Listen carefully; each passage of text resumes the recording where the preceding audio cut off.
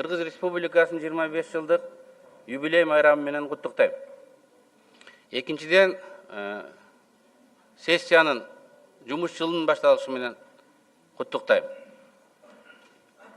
Туура 25 жыл мурун ушул залда Кыргызстан өз көз каранды эместигин жарыялаган. Кылымга тете күн болот деп Чыңгыз Айтматов айткан сөздүн маанисин мен азыр толугу менен түшүнүп отурам. Мен ушул залда 90-жылы Кыргызстан өз алдынча мамлекет болуш керек дегенде зал каткырып күлгөн. Мени тентек, акылдан адашкан адамдай болуп караган. Чыныбай Акунуштун ордунда отурган төрага бир өлкөдө бир эле президент болот, Москвада биздин Горбачев деген президентибиз бар деп каткырып күлүшкөн. Коомдук пикир, ошонун ичинде кыргыз элитасынын пикири көз каранды эместикке даяр эмес эле. Бирок бир жылдан кийин Кыргызстан элитасы ушул жерде легенда, сиздердин ордуңузда легендарлуу парламенттин депутаттары отурган. Көз каранды эместикти 31 август күнү жарыялаган. Орта Азияда Кыргызстан биринчи болуп көз карандылыгын жарыялады. Мен ошону баса белгилегим келет. Бир күн орусча айтканда имел значение. Анткени биз эле эмес, коңуш өлкөлөр дагы коркуп турган. Кантип эле казак, кантип эле өзү көз каранды мамлекет курат. Кантип эле өзүбүздүн армиябыз болот. Ким менен каяка барып эмне деп сүйлөшөбүздү билбей турган. Ошондо бирөө биринчи чыгып, жок биз эл болобуз. Биз түндүк көтөрөбүз, желек көтөрөбүз деп айтканга бышып жетилген. Ушул жерде легендарлуу адамдар отурган. Легендарлуу парламент 91 жылы 31 августта көз каранды эместик жарыялады. Өзбекстанда 1 сентябрь, Түркменстанда 27 октябрь, Тажикстанда 9 сентябрь, ал эми Казакстанда 16 декабрь. Бир күн мааниге болгон. Анткени бир күн кылымга тете күндөр болгон. Ошондуктан бул жерде мен ушуну эстеп атканым, мына ушундай легендарлуу ушундай чечимдер кабыл алынган. Ошондон бери 25 жыл өтүптүр. Бир күн кылымга тете болсо, бул чейрек кылым. Бул да кылымга тете жылдар болду. Биз өз мамлекет катары түптөлдүк. Мына кечээ ушул 25 жылдык майрамыбызды белгиледик. Мен жана жогорку кеңешке шунус киргизгенде, биз 25 жылдык тарыхыбызды карап жыйынтык чыгарышыбыз керек, сабак алышыбыз керек.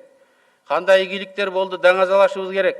Кандай кемчиликтер болду айтып туруп, жолун көргөзүп, мындан 25 жылга ушул залга келип олтура турган жаңы муун биздин балдарыбызга керезибизди саясий калтырышыбыз керек.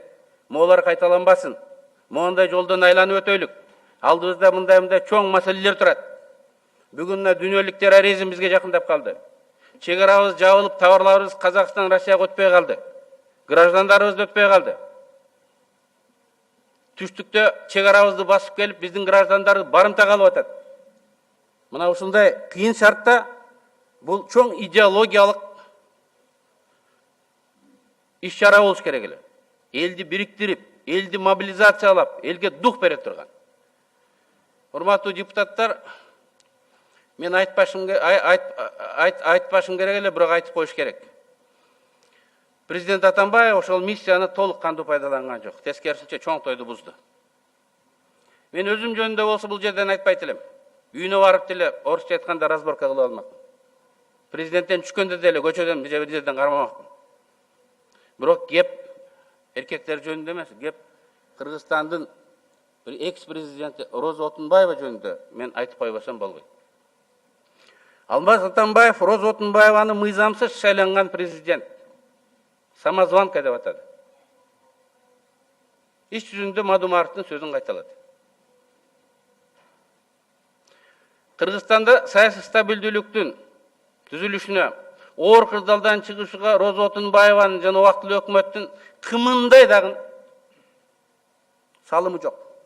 Тескерисинче алардын кара ниетине карабастан эл өзүнөн өзү эле ошолорду жасап койду деп айтты.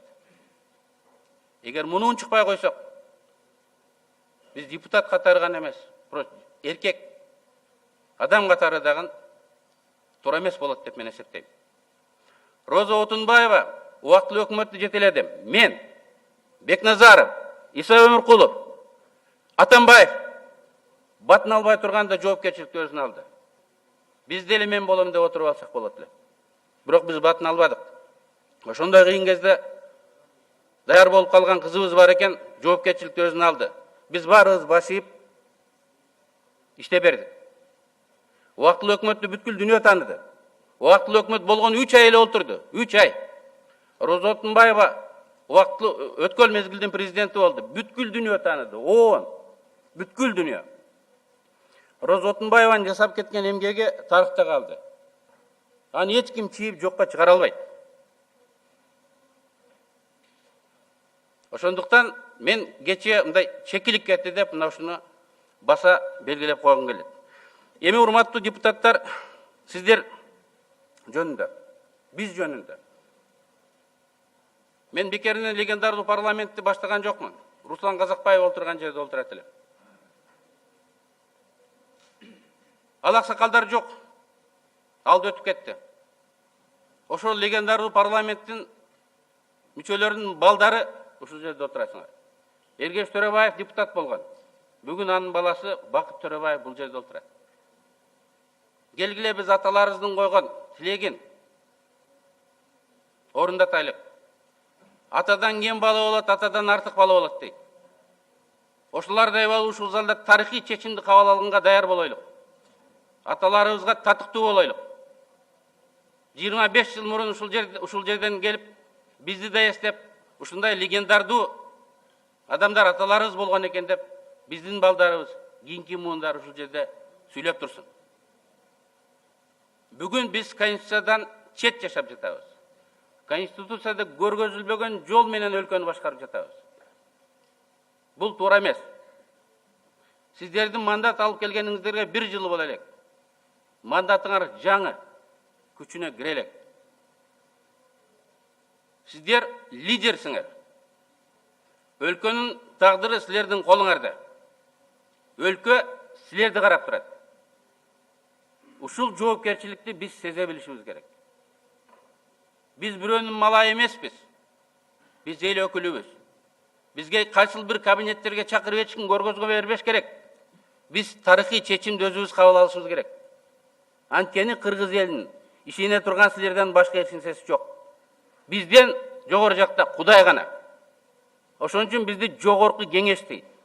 Башка кеңеше турган, башка таяна турган таянары Кыргызстандыкы жок.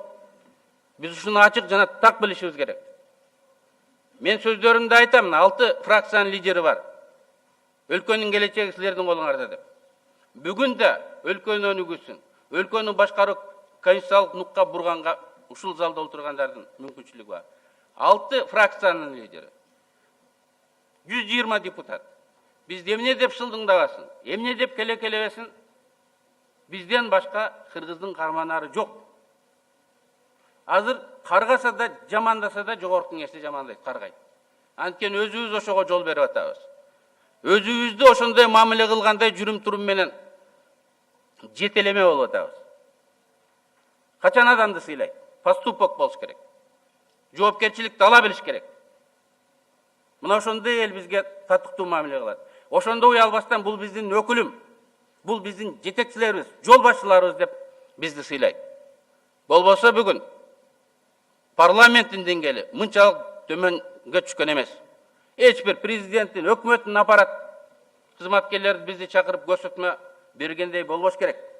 Биз тескерисинче ушул трибунага коюп алалардын отчетун угушубуз керек.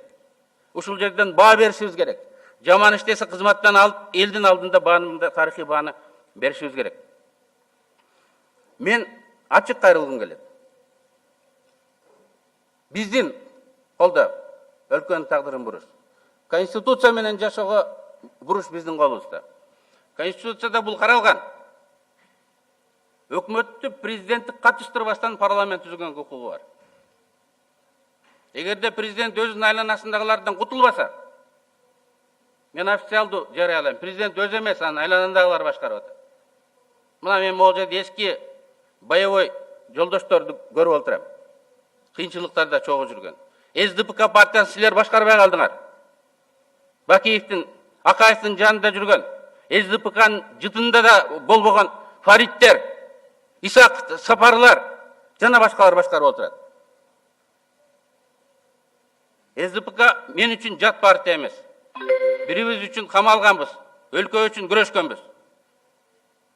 Ошол тарыхыбызды сыйлап, өлкөнү сактап тура жолго бурайлык. Биз конституцияда көргөнүбүздөй милдетибизди талап